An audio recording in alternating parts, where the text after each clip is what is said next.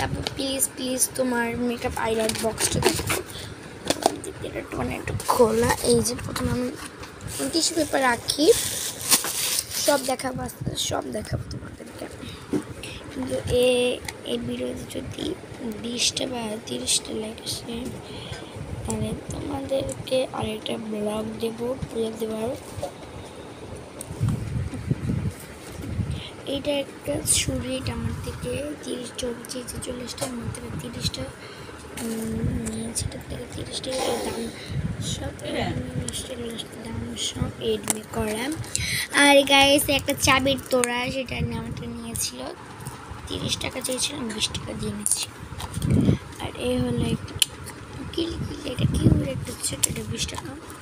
তারা ক্লিপ, এটাও এটা এটা এটা একটা দুজোড়া তো একটা।